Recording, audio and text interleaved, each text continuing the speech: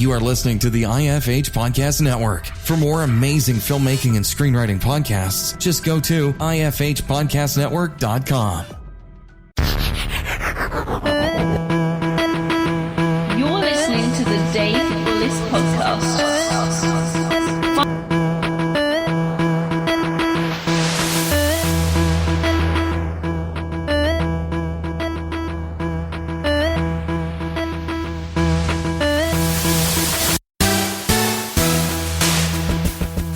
For joining me for the Dave Bullis Podcast. Joining us today is Scott Kirkpatrick. Scott is the Director of Distribution for Mar Vista Entertainment, a Los Angeles-based production and distribution company that produces original Lifetime and Sci-Fi Channel films, co-produces TV films with Disney and Nickelodeon, and has managed international TV deals on major franchises, including the Mighty Morphin Power Rangers, Digimon, and Julius Jr. Scott.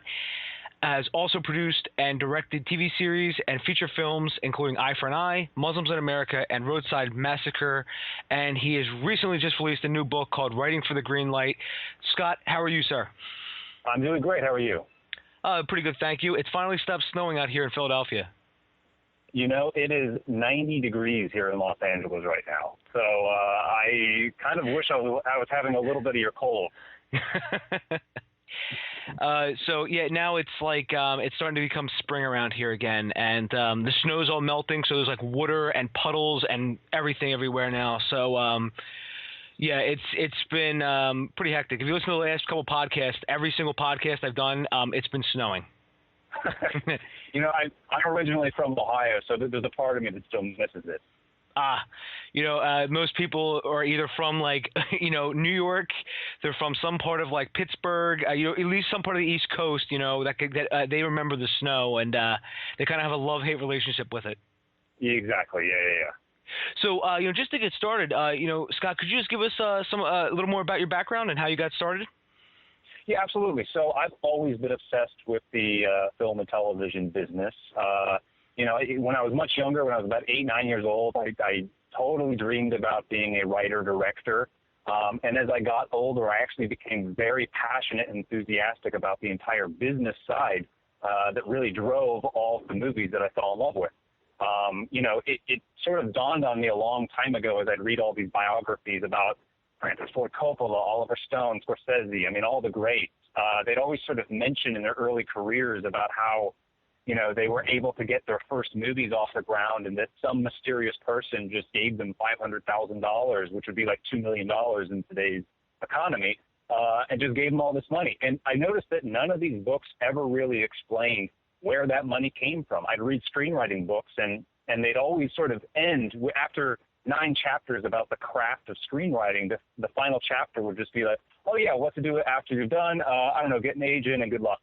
And so, I went to film school. Film school didn't teach me the answers to those. I came out to LA. I worked in production for many years, and then finally got into distribution, which is what I do now. And only when I got a career in distribution did I finally learn the answers to those questions about how to actually get your career from point A to point B. And so I wrote this book, Writing for the Green Light, How to Make Your Script the One Hollywood Notices, purely to answer those kinds of questions and to offer new screenwriters, novice screenwriters, finally a strategy and a game plan about how to get their work seen and about how to get their careers off the ground. I'm enthusiastic about writing, and I love people who are enthusiastic about writing screenplays. And my whole view is you should get compensated for your work, and you should not just have your script sit on a shelf collecting dust. You should get money for your efforts and get a career moving. So, you've raised a very good point, too. I have a plethora of screenwriting books, filmmaking books, and there's always that sort of like, oh, and we started, we finished the script and we started making the movie, and there's a big gap there where they didn't tell you how they raised like $250,000, or exactly. So that's something that I've always wondered myself, and that's something I've dug down too, and figuring out, like for instance, Evil Dead, Raimi ended up pitching to a lot of dentists to get the money for that. Exactly. Yeah, and they don't really go into detail, these books, about how long that process actually takes, or how do you, once you get this person on the phone, how do you actually talk to them about the project, and then how do you answer their questions like, how am I going to get my money back? you have to be able to speak that way. And if you're going to be a screenwriter, especially, it's one thing to go, well, I don't really have to deal with that because other people, once they buy my script, will put the budget together, et cetera, et cetera. Well, the truth is, the people that you're going to be pitching your script to, the people you're trying to get behind and passionate about your project, are thinking that way as well. And you have to have a little bit of an understanding about how the business side works in order to impress those people to get your career in motion. Yeah, very true. And I was actually looking at your career as well. And if you wouldn't mind, Scott, would you mind if I just talked about some of the movies that you've written and directed? Yeah.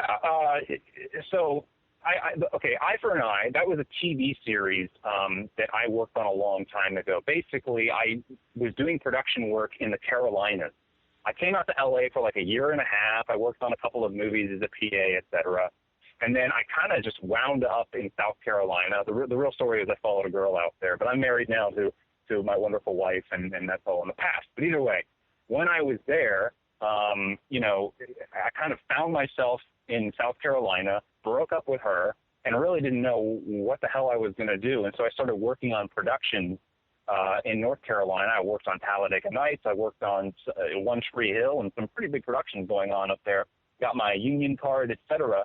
When I was living in Charleston, there was this attorney who was putting together a TV series he wanted to call Eye for an Eye. And basically it was going to be a reality courtroom show, and this was in the mid-2000s, right at the height of daytime television having just blocks of reality courtroom shows.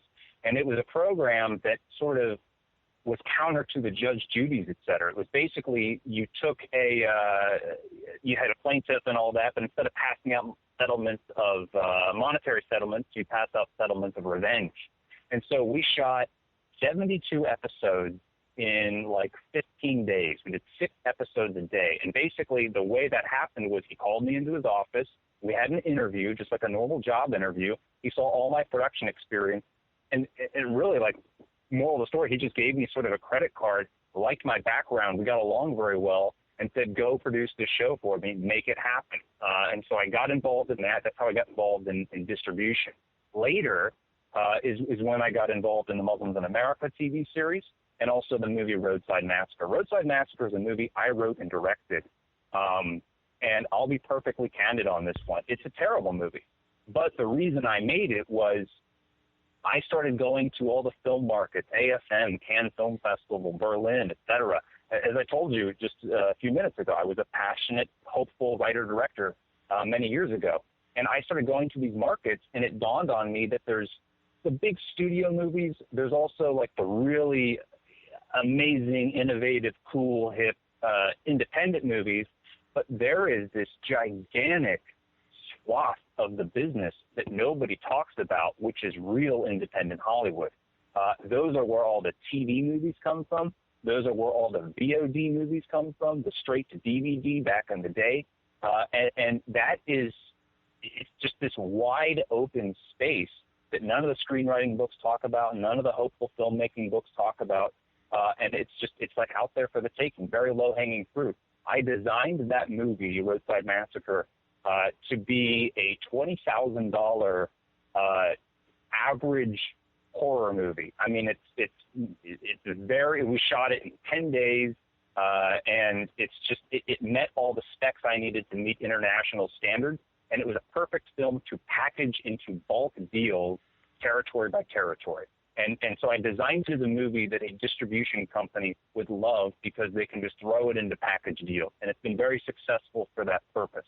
So it's been in Germany, so I have a German dub of it. It's been to the United Kingdom, so they redesigned all the key art for it. It's been to Russia. It's been all over the world, and I have it on Amazon and everything else in the States, but I really secured the distribution overseas on that one. So that was an experiment. So if anyone on the broadcast voluntarily goes and seeks that movie out, be perfectly aware that I know it's not a great film, but I designed it just to be a business tool. And then Muslims in America, the TV series, it's a co-production for a Middle Eastern client, specifically a series that was produced to showcase Muslims living and practicing in America, Muslim American communities, a very positive view of the religious life, but it's for Middle Eastern TV. and specifically to be broadcast during Ramadan. So you can see from that big answer there that a lot of my experience comes from the international side and the independent space. And I brought a lot of that to the book, too. So, I'll definitely link to Roadside Massacre in the show notes because if it's on Amazon, I'll just link to it from there. You kind of raised a good point as well. So you kind of saw the market and then sort of wrote for the market, correct? That's correct, yeah. That's a very important aspect about how all of this kind of fits together. What I did with Roadside Massacre, what we did on the Muslims in America TV series, what we did on Eye for an Eye, the entire process is actually reverse engineered. These productions cost a lot of money to make, whether it's a series, a movie, a web series, an innovative experimental project on Hulu, whatever it is.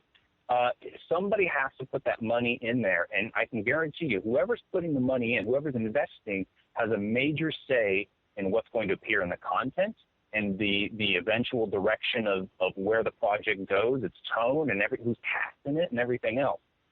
The same works in screenplays when people write scripts. It's that you have to know where your ending is going to be in order to get there. And so that's kind of how all these projects work. You start at the end and you build forward to get there. So I got a little bit lost in that answer, but that's.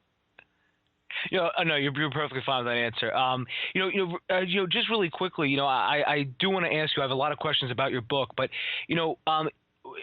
could you just give any of the tips, from a directing standpoint, that you've learned from Roadside Massacre and Muslims in America? I'm sure you learn a plethora because you always learn a lot more by doing. So can you do you have any of the biggest things and tips that you've learned making those projects? Yeah, absolutely. So on Muslims in America, I was just a producer on that one, and I kind of just coordinated efforts with a production team here in Los Angeles, one in New York, and then one in the Middle East. So that was much more of just a strategic business thing. Roadside Massacre, I relearned it on that, and I relearned it again on student films that I made. When you are in the heat of battle on a set, when you have 20 people there and the clock is ticking, and everyone looks to you for a decision, you go back to your blueprint, which is the screenplay. And everyone uses that screenplay as a Bible when they're on set. That is the filter that all major decisions get made, whether it's costume, lighting, set design, whatever it is, intention of a scene, all of it stems from that. And the more people you have on set, the more chaotic the situation, especially when there's lower budgets involved, that's your crutch. So if you don't have a solid script that meets all the needs and standards for, the budget level you're working in, production can fall apart very quickly. And then on Eye for an Eye, I think the biggest lesson I pulled away from that is actually what my boss taught me. I was really stressed out for the first day of shooting, worried that everything was going to just fall apart. And his basic advice to me was just show up on time. You show up on time and you get everyone else to show up on time, that's seriously half the battle. So if you can if you're a hopeful, young producer, young writer, director who's trying to get a small budgeted production off the ground, and I might as well just say this as a distributor, today is a great time in your life to do that. You can do it very cheaply with the equipment. You can own your entire distribution experience. You can manage all the marketing and everything else behind that, and you can do the whole thing for less than $10,000 if you really push yourself. You can do it. You can really stretch your dollar that way. But if you just are able to get the people together and have a script, you can really make things happen.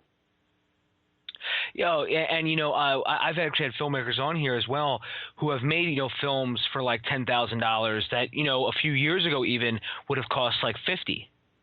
And and it's just absolutely amazing now what you can do. I always tell people this. The last thing I made was like 5 years ago, and I think I made it a couple years too early because now everyone's looking for material. Everyone from Amazon, and you know what, Scott? I just saw Reddit is now having a screenwriting competition. Yeah. So it's absolutely amazing. There's so many people now looking for content. Yeah. Content is king today. The problem is whenever there's a surplus of content, the value of it goes down. So distribution companies are looking to pick up a lot of content. They're not throwing around the MGs as much as possible. Minimum guarantees. It's basically the amount of money they put up front to secure the movie and take the rights from you. And on that point, when we were talking earlier about Sam Raimi raising money, how you're going to answer that question of when somebody who's thinking about writing you a check says, how am I going to get my money back? You can no longer just say, well, I'm going to take it to film festivals and someone's going to buy it, or I'm going to take it to American Film Market and get a distribution company to close a deal with me. It doesn't work that way anymore. When technology has become much more accessible for everybody, when the ability to make a movie for a shoestring budget has gotten to the point where it is. I mean, you can almost make a movie with a cell phone these days. In fact, people have. It's like there's so many movies out there now that it's a volume game. It goes back to the Roadside Massacre example, where I made it to be perfectly placed into volume deals. I know that's not exactly an incentivizing idea to a lot of hopeful first-time filmmakers or continuing filmmakers working in the low-budget world, but that's kind of how you have to think about it. You have to kind of know the real marketplace out there and find your place to fit within it. So, and you raised a good point, too, because we actually had a guest on. He actually made his film Tangerine, which was just in the Sundance Film Festival. He shot the whole thing on his iPhone 5. Yeah. It's incredible. It's incredible. And, yeah, it is absolutely incredible. And Tangerine actually was just picked up for distribution as well. Yeah, and go ahead. Sorry. Oh, no, go ahead. I'm sorry. I was just going to go right into your book. But do you have anything to add to that? No, I was just going to say it's really incredible that you can put all these things together and that a movie like that, I mean, something that 5 years ago would have been inconceivable is going to get a distribution deal. Now, it's also important to know that just because a distribution deal has been secured, there's no real guarantee what the back end of that's going to look like, but it's a great gimmick and it's a great way to kind of get ahead. But it's following a trend, and that's something that I think is a very important lesson to be kind of learned by a lot of people out there, whether they're writing a script, hoping to make a film, whatever the case may be, is especially in today's world, you're going to hear trends like that. You're going to hear about people making a movie with this or that crazy object. You're going to hear about all kinds of interesting projects out there, and you might be tempted to jump on the bandwagon and try to do what everyone else is doing. But in truth, the principles that really drive independent Hollywood are the same today as they were in the 1980s or the 1950s, for that matter. And it's really focusing on genre content. And if you want to get ahead, it's really supplying Hollywood with what they need. Roadside Massacre succeeded because I put together a movie, even though it's not all that good, I put together a movie that met needs that Hollywood has. They're looking for content they could package and put in big bulk deals and send them to other countries. A cell phone movie is a really fun, interesting, cool topic today, and I think it's amazing. But I mean, I would not encourage other filmmakers to rush out there and go make a movie on a cell phone just to say they did it, because there's no guarantee that in next month that's going to be something people don't want. Whereas if you follow principles, you can really get ahead. In the book, just to steer back to that, that's my real point of writing this book, is that trends, technology, these things change all the time. The principles stay the same, and I outline those principles in the book. Yeah, I actually want to get to the book. So if it's okay with you, Scott, I would actually, I have the table of contents right in front of me. I wanted to go through chapter by chapter this book and just sort of break it down and just sort of ask you about each chapter. It starts off chapter 1, a crazy little thing called Hollywood logic. So could you give us a little explanation about, what that chapter is about? Yeah, so it's sort of what we discussed a little bit. It's reverse engineering. Hollywood works backwards, just like screenwriters write knowing where their ending is. When we're putting a movie together, we know who our audience is. We know what countries we can pre-sell it to. We know which clients within those countries we can set meetings with at Cannes Film Festival, American Film Market, et cetera. We know how much they're going to contribute, or we set up output deals with these companies so that we know about how much we can earn from each title that goes out. So we build projects to meet our audience. So there's a scene in the book that I kind of describe, and based on a real experience where I was sitting in a meeting with my boss, a former boss of mine, and we were going through all the attendees who were going to be at that year's Cannes Film Festival. And it just suddenly dawned on him, like, you know what? We need a disaster movie. We haven't made a disaster movie, and we have this big client coming in from Japan. We should pitch them something. And then he just made up a title on the spot, and we put together a movie from that. And after that meeting, I walked over to the marketing department, and I said, you know, I'm going to be taking a movie to Cannes, and I need to pre-sell it, and I need a poster that looks like this.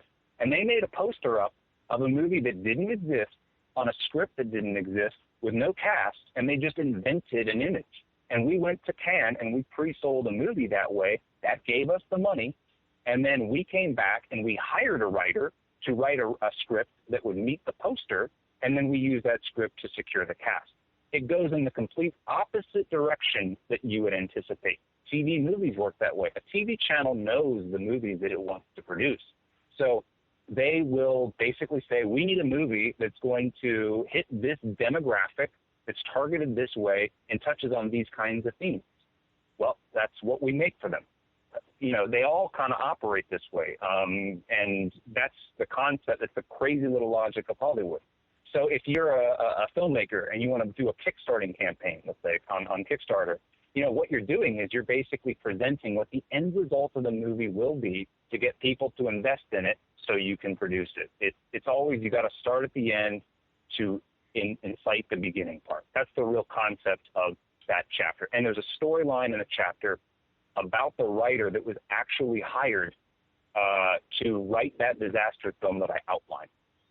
And I sort of explained that the executive producer who worked at our company at the time, who was tasked with this movie, it was literally like, you know, we came back from Cannes. We had enough contracts to basically secure the money. And the CEO of the company just pointed to one of the executive producers in the room and said, you're going to run point on this movie, so go get me a script so I can start pitching broadcast networks. So he had to go find a writer on the spot. And, you know, I can just guarantee you, he did not go to his contacts as agents and say, can you start sending me scripts on this subject? He did not go into the storage room filled with scripts that had already been submitted from talented writers. He called up a friend of his who'd already delivered a script, who knew how to write on demand, who knew how to write a script that was conscious of budget, that was line producer friendly, and could be delivered very, very, very quickly. And the whole concept of that chapter is really to teach new writers, young writers, novice writers how that process works and how to be that kind of writer so that they can get those real jobs when they're starting out. So, and you know, what chapter is that? Is that chapter 4 or chapter 3? I mean. No, that's just chapter 1. I know it was a long answer, but that's literally just chapter 1. So, you know, I don't want to spoil it or anything, but do you actually talk if the movie was actually made or not? I unfortunately I can't.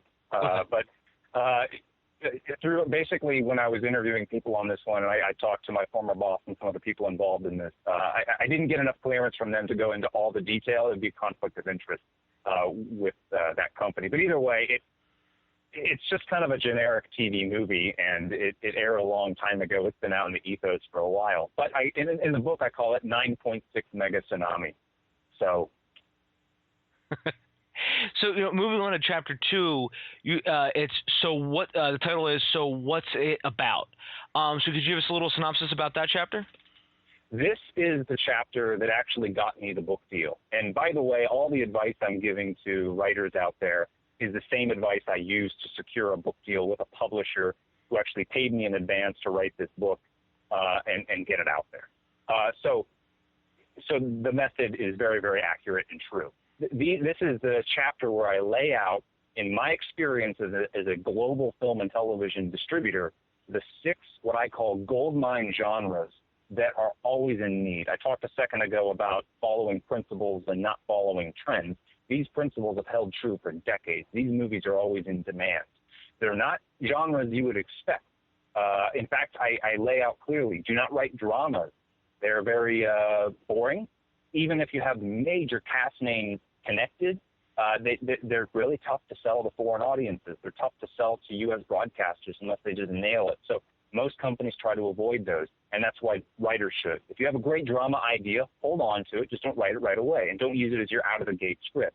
Same thing with comedy. Comedies are hugely successful, but unless it's an internationally driven comedy with not very much dialogue and it's kind of slapsticky, it's very tough to push.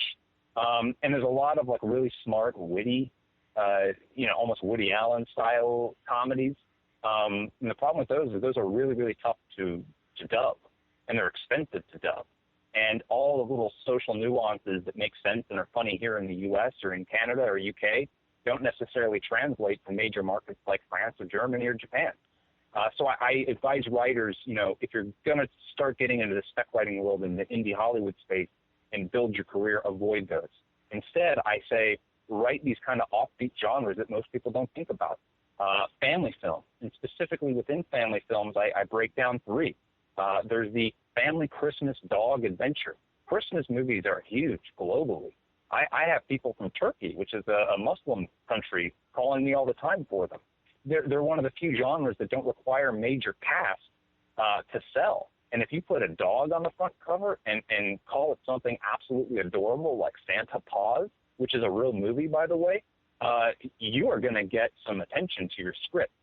And I know that that's not exactly a real exciting and enticing script to write, but if you're trying to build a career, it's a great one to begin with, and it offers a lot of latitude in terms of experimentation and forgiveness. There's also women-driven thrillers. There are tween girl romance films. There are young boy adventure films. These are like those treasure hunter style movies.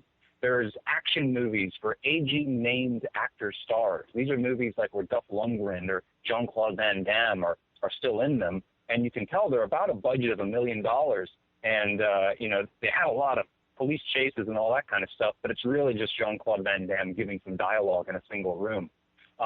These are huge globally, but independent Hollywood depends on these kind of genres, and I break down each one in a very digestible way of what would be needed from a distribution company to take interest in your script. And that's something I was actually talking to some friends about too, is those movies you see, you used to see in blockbusters, but now you maybe would see, either on Netflix or you see, somewhere else, is those movies that look like, they were made for like $1 million. They usually shoot in in one of those Eastern European countries, which stars, either Dolph Lundgren or JCVD or Steven Seagal. And and I've always wanted to know how much money did these movies make. And after I've done some research, you find they actually do make a pretty good profit on those movies. Yeah, they do. They have a very good turnaround, and they have a very predictable return on investment for those parties involved in producing them. They're the few kinds of movies that, as a company, we can go out and still do pre-sales on. So there's real opportunity with them. And I mean, for a writer, like, they're fun to write. Like, they're really, really entertaining to write. And if you want a challenge, I mean, frankly, a tween girl romance movie, those are really fun, inventive little movies.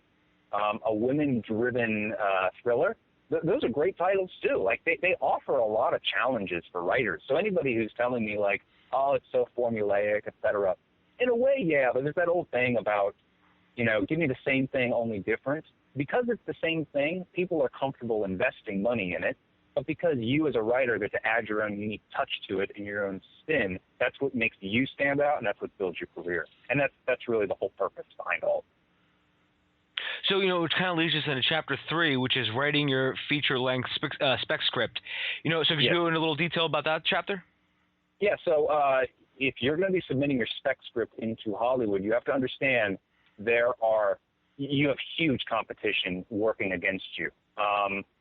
Executives, producers, they are on the hunt for scripts. They want to find you as a writer, but there's so many out there, they don't have the time to review it. And you got to remember, these people are producing 2-3 films a year, and on top of that, they have all the other requirements of their job. So they hire readers, and I break down who readers are. They are interns. They are fresh college graduates. They are, Hollywood hopefuls who are in their middle-aged, zone, and they want to give something new a shot. the thing is that they come in, they usually work for free. They start their day off really bright-eyed, bushy-tailed, and ready to go. And after reading 3 or 4 scripts and then writing coverage on it, they start to get really damn tired. And, you have zero control as to whether the reader who picks up your script broke up with their boyfriend or girlfriend, is hungover, is really pissed off because somebody cut them off on the way to work, whatever it is. And I basically outlined the 10 things that piss these people off more than anything else, and outline to you how you can at least make sure your script doesn't have any of those problems in it, so that they're slightly more likely to push you into the consider or recommend category, which is your first major step.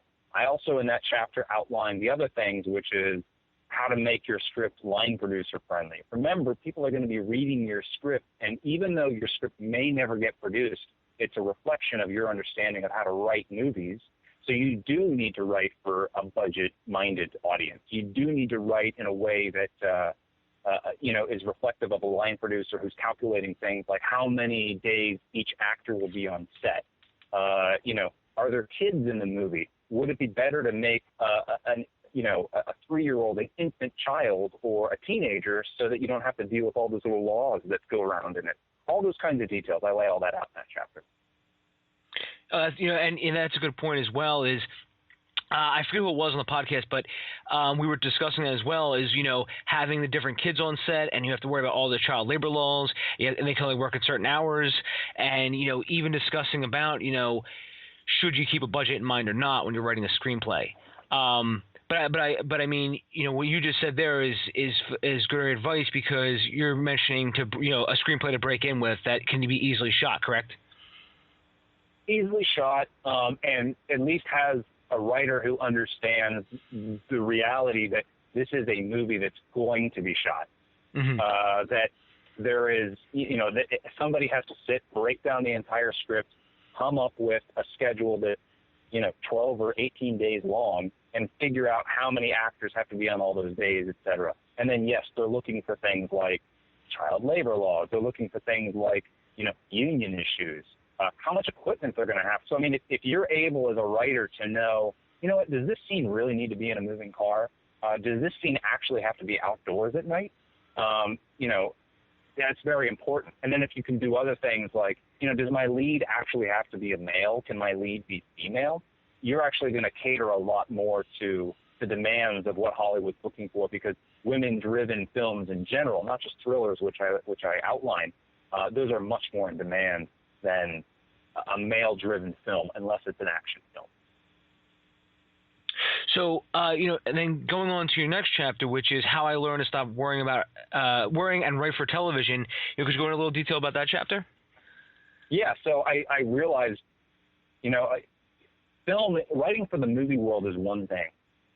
Writing for television is something entirely different. And here's where I contradict myself, and I do it openly. In the movie world, you write the 6 goldmine genres. You never write drama. You never write comedy. Television is the opposite. You write comedy, heavy sitcom-style comedy, or you write the hour-long heavy drama. And the goal here is to basically lay out, if you are a writer and you want to get involved with TV, what you need to do in order to make that happen. There's the old question of, whether it's better to write a sample TV spec script off a series that already exists, or whether you should make up your own. You should absolutely make up your own. Otherwise, you date your work and everything else. But that doesn't mean you have to write an entire Bible. But you do need to have a real understanding of how your project's going to play out for season after season. One of the guys I interviewed for that chapter is a good friend of mine. His name's Eric Bork. He's a 2-time Emmy-winning writer who wrote Band of Brothers. He wrote From the Earth to the Moon. And he basically gave me, I thought, some of the best advice on TV writing, which is when you're writing a movie, you're writing a story. When you're writing for television, you're creating a platform. You're creating a platform of extremely complex, interesting characters who are fully fleshed out, so that you can basically take those characters and insert them in any story you want and keep the longevity of the show going. And so it's writing for television is a completely different mindset. It's honestly worthy of its own book. But I lay out the differences within that. I also talk about ways to get your foot in the door in the television business, which are completely different than in the movie business. And a great, just to throw one out there, I mean, a great example is all these late night talk shows. Jimmy Fallon, Jay Leno, all these guys, they have writers on their staff who are basically just gag writers. And there's tons of them. And every single day, they all submit 10 jokes, and maybe one of them gets bought a month.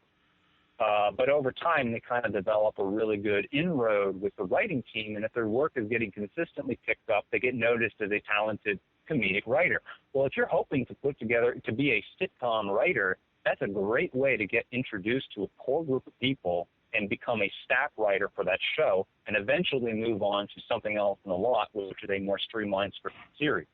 On the dramatic side, you can do that as well by, working for other, non-scripted talk shows and things like that. There's a wide open space of television that is non-scripted. The majority is non-scripted. And if you want to get your work seen, you got to go in that way, and you got to have the right TV spec scripts on standby. So when you have that great opportunity of someone saying, can you help me out on this show? You have the goods to say, yes, I can help you out. Here's the proof. How do we work together?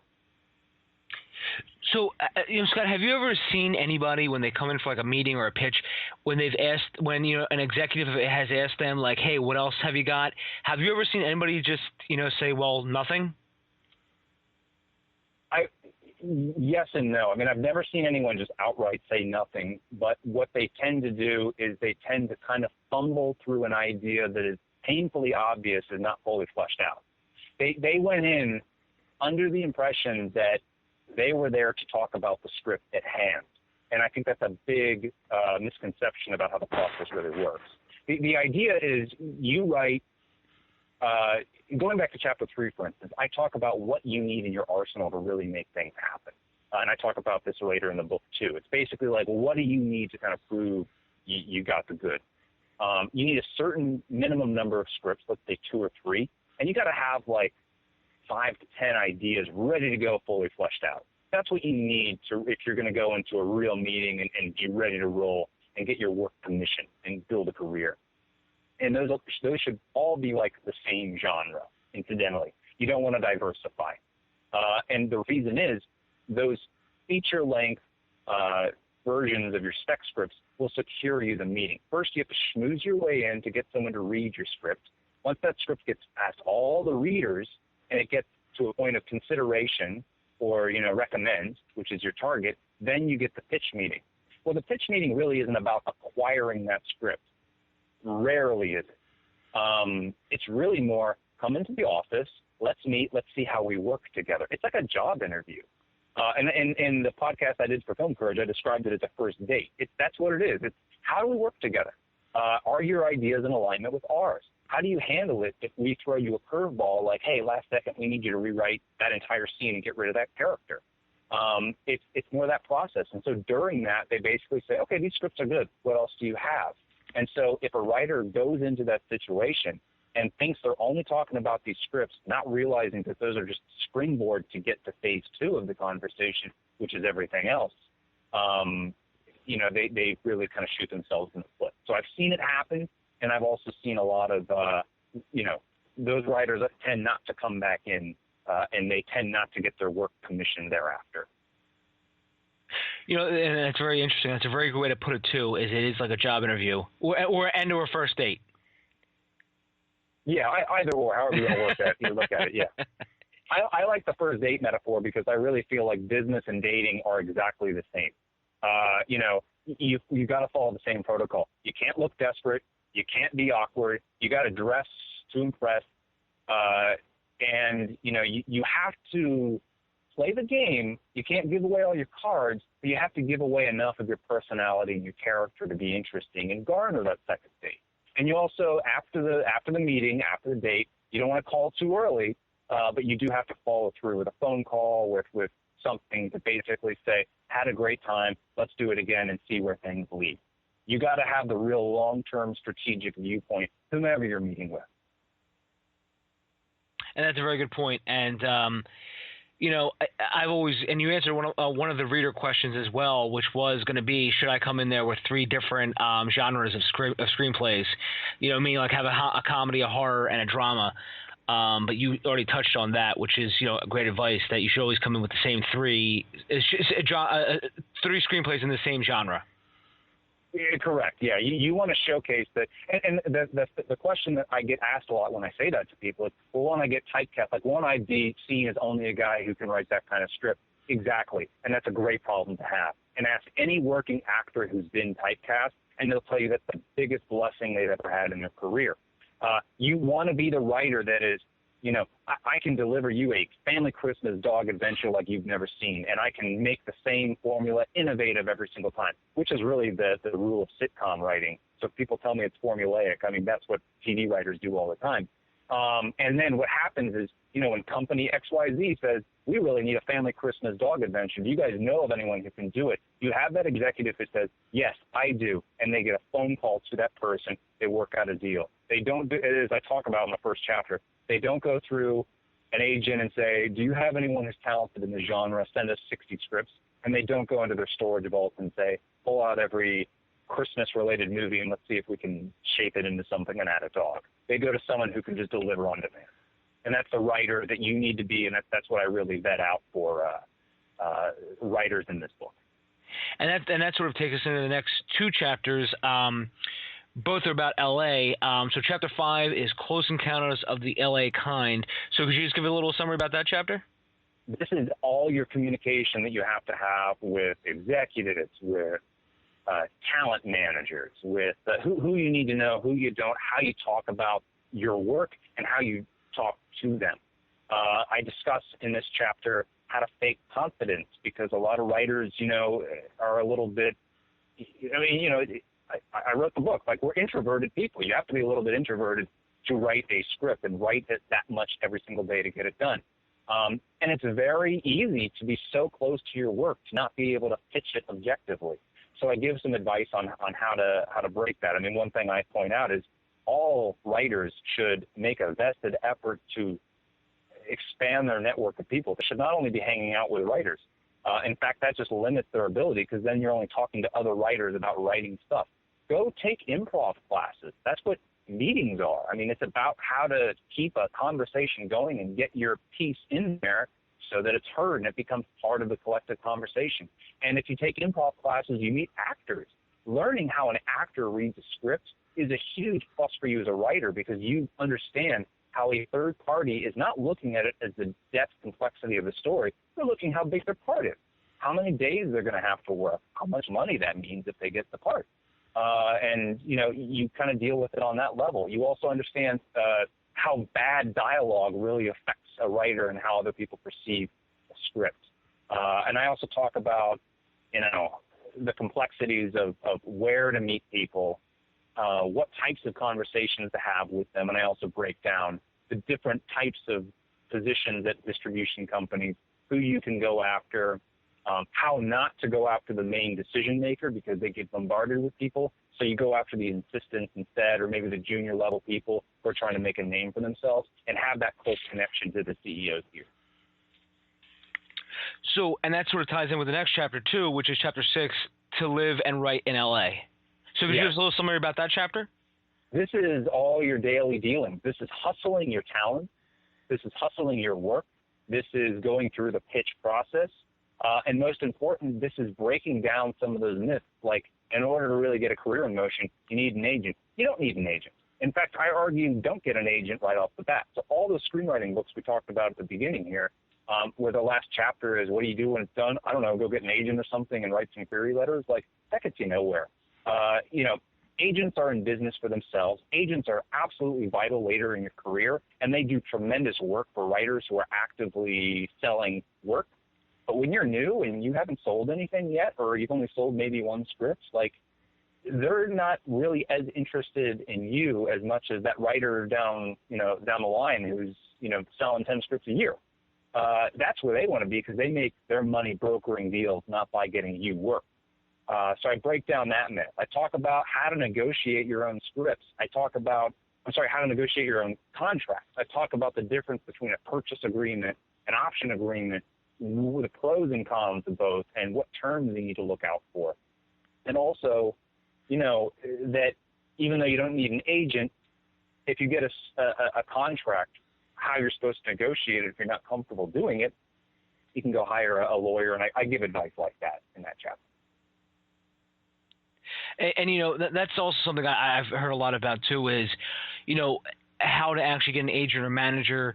And, the difference I've always been told between an agent and manager is managers are vested in like the long term and agents are interested in a quick sale. Absolutely correct. And one writer friend of mine, he did correct me in saying, I agree with you. You don't need an agent, but a manager is a great tool to have. And I agree with that. But you're not going to be able to get a manager unless you are closely related to them, best friends with them, or you already have work in motion, you've gotten legit deals on the table. And that always falls back onto the writer's shoulders alone, and they have to make that first step solo. It's a big catch-22. You can't get an agent until you sold a script. True. You can barely get a manager until you sold a script. True. No one takes it seriously until you sold one, and that's true too. So the whole purpose of the book is how do you get that first sale? How do you do it on your own when you don't know anything about how the business works? And I lay that out, especially in these two chapters, how to deal with people, Close Encounters of the LA kind, and then to live and write in LA. How do you hustle your work and stand up for yourself and everything else? And, and your closing chapter is what we sort of talked about in the beginning of this interview, which is goldmine, genre is now and forever. And in this chapter, it looks like you talk more about the principles than chasing trends, correct? Correct. This is all about, I touch upon the point that Hollywood's turning digital and that all these people are rushing towards the digital space and hiring all these YouTube stars to get them to self-promote. Following that, it's the same thing. It's a principle. It's stunt casting. We did the same thing in the late 90s and early 2000s, taking 80s TV stars and putting them in TV movies. It's no different. It's a principle of just how the business works. And these goldmine genres are the same deal today, and they always will be in the independent Hollywood space. They're reliable, dependable, stable, cheap genres to produce, and they always have a market on a global scale. They hit universal themes, and they're able to sell worldwide to any country and be dubbed or subtitled very easily and understood by any culture. So it's kind of just breaking that down and encouraging writers to, you may not agree with everything I say, but I at least encourage writers to begin really thinking about their love of writing screenplays as a career objective. And if it's going to be a career objective, you need a game plan and a strategy, and you have to know how to deal with the business side of the industry. You cannot rely on an agent, a lawyer, or a manager to buffer you from that. You got to be in it on your own. So, it's sort of like I've always been told that the best way to break into the industry in any way, shape, or form, well, there's two ways. The first one is write a great screenplay. Which, seems obvious, but that seems like that's never going to change. It's always going to be write a great screenplay because that's not only your calling card, but, it also gets your foot in the door. And I was told make it so good that if you left it on the bus somewhere, it would still either A, get made, or B, somebody would be calling you about it who's not even connected into the movie business. And the other piece of advice I've heard is make a low-budget horror film that you can use to springboard your career. So I'm going to break down both of those as myths, actually. Okay. They're both true in theory, but the exact advice is a little bit different. And here's the reason why. Write a great screenplay.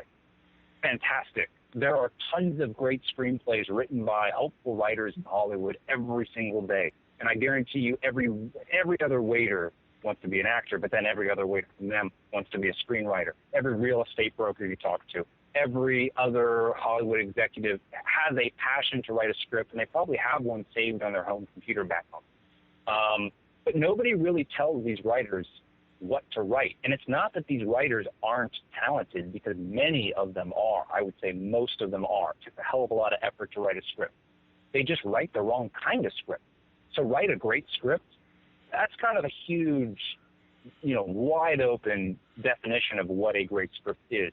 And in Writing for the Greenlight, I really targeted you into what a great script is basically answering to what Hollywood needs. Your script is great if it solves the problem of a Hollywood executive who needs a movie to fill his or her slate later in the year, who needs a movie to pre-sell at Cannes or AFM, who needs a movie to add to their Netflix deal. Your script is great if it fills a void in what it is that they're out hunting for. But if you write a hard-hitting, amazing drama, it's risky, and people may say, this is a great script, but it becomes one of those scripts that gets filed in a storage vault, and you don't get that phone call of, I need a script tomorrow, and I'll pay you $50,000 to do it. And that's the writer I'm trying to get you to be. It's not, I'm not trying to say you're going to be that writer forever. Do it. I'm just saying this is how you kickstart your career. Later in your life, later in your career, once you have several scripts under your belt and you have a reputation and a network, that's when you can pull that great hard-hitting script out, the one you love and you're passionate about, and by then you have a network to pitch it to and present it with. But if you just leave it on a bus, it's got to be a script that meets the needs of Hollywood. Sorry, that was a long-winded answer. Horror film. So Roadside Massacre was absolutely a horror film, but I would advise everyone not to make a horror film, especially today. I made it because I knew exactly how it would sell internationally. I did not make it for the U.S. Now, a horror film is the first go-to genre and film that most are willing to steer towards because it offers, as they feel, a lot of artistic challenges and opportunities. The problem, there are so many damn horror films out there that you will get lost in the noise, and you deserve better. I would say 8 out of every 10 submissions that comes to my desk is a horror film. And I don't even work at a company right now. Mar Vista Entertainment doesn't even deal with horror films. And so it's like that gives you the kind of level of how much it's churning out there in ethos. Several years ago, yes, you could do a horror film. But what I would say is if you're going to make an indie movie, make an indie movie on one of these gold mine genres because, again, you are fulfilling the need of what Hollywood is looking for. And if you're doing that, you're showcasing that you are somebody who's helping the system and has value. And that's how you build yourself a career. And, thanks for clearing up, Scott. And that's phenomenal advice. And like I always said, I always learn something from every single guest that's been on here. So, we've been talking right now for about, 50 minutes or so. Is there anything that we haven't discussed that you wanted to talk about, or any parting thoughts? One of the things I also include in this book is I break down coverage, what coverage looks like internally at a production company. And it's a great example of how readers and their bosses, the direct supervisors, read scripts and how they interpret those scripts for the executives at the company. It's not about story. It's really about, does the genre meet our wheelhouse? How much is it going to cost, et cetera. It also proves the fact that, if your dialogue isn't top-notch, if your characters aren't fully fleshed out as maybe they should be, it's really your structure that is the most important thing in your script, because you can always improve a character or tweak dialogue, but if your structure is flawed, it's a no-go because it's too difficult to go back and repair. So production companies are likely to pass on it. Whereas if you have a strong structure, they're more likely to recommend you as a writer. And on that point, they may pass on your script, but they may recommend you as the writing talent behind it, and you can still get commissioned work that way. But I also break down 2 full-length agreements of what a purchase agreement looks like and what all that crazy language means in real-world English and how it affects a writer. And I do the same thing with an option agreement and how signing an option agreement can affect the life of your script. And, where can people buy your book at?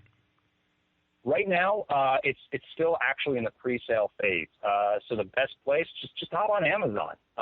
So on Amazon.com, just look up Writing for the Greenlight, Scott Kirkpatrick. You can see a really, pardon my French, douchey picture of me looking all executive-y on there. But that's probably the best place. see it, and you can get a little glimpse of the introduction where I lay out about my background and what I hope to do with the book, and a little bit of chapter 1 you can read in there as well. And I do want to point out one chapter that I was sort of hesitant on doing, but I actually cut it out of the book, and it was basically the path of independence, how to produce your own scripts, and I think that's an entire topic for another occasion and another book. But it's basically, as we already talked about, you can take these goldmine genre scripts and produce them on your own and yield amazing results. And in today's world, as we've already said, with the technology the way it is, with companies like VHX, with Vimeo, you can drive your own marketing campaign and really get a name out there for yourself in the process. And I'll link to the show notes. I'll link to the book in the show notes. And so everyone, if you want to check out Scott's book, just check out the show notes below, and I'll link to it right on Amazon. It's available on paperback and in Kindle right now. And that's all the table of contents is what I've been reading off of, just asking Scott these questions. So, in closing, Scott, where can people find you at online? I need to be a lot better at social media. I really do. There's the Writing for the Greenlight Facebook page. You're welcome to like that, and I do update that. You can reach out to me on Twitter. I tweet the best I can, but I travel a lot, so it's kind of tough for me to get on there. My handle is @SKDistribution. But if you have a question, reach out to me at filmmakeradvice@gmail.com. So filmmakeradvice@gmail.com. Write me a question. I'll answer whatever I can. I'm a little bit slow because I get hundreds of emails every day, but I'm happy to answer and help out where I can. My passion is in breaking down this myth of Hollywood and really making it a place where you can succeed, that there is a real process and method to the madness. And I love giving that advice to people who are open to hearing about how to really make a strategy for their careers. Awesome. And again, I'll link to all your social media channels in the show notes as well. Everyone, you can find me at davebullis.com, and Twitter, it's @Dave_Bullis, and Facebook @Dave.Bullis. But again, I link to all my social media stuff in the show notes, or you can just go to my site, and I've got, all 8,000 social media channels I'm on. You can go and stalk me on there. And you know what I mean, Scott? It just seems like there's always a new social media channel popping up somewhere, somehow. Exactly. The one I use the most, honestly, is LinkedIn. So if you really just kind of want to get a sense of who I am, that's probably the place I update the most. So LinkedIn, Twitter, and then just write me an email. Frankly, I'm probably going to respond best to email anyway. And you're right. There's so much social media, it's just better to funnel it all in one place. So, that's the way it goes. But I had a great time. It was great being here. Oh, thanks again for coming on, Scott. And, I wish you the best of luck with your book. And, if you ever, want to come back on or, anything else, just give me a holler. Absolutely. I would love to talk anytime about distribution. Oh, awesome. Great. I'll have you back on. Maybe you and Jason Brubaker can come on together or something. That's perfect. Would love it. All right. Awesome, Scott. Have a great night. And, I will talk to you soon. You do the same and enjoy that spring weather. Thank you, Scott. All right. Talk soon. Take care, buddy. Bye-bye. Bye-bye. Find Dave at davebullis.com. Please make sure to subscribe and share the podcast.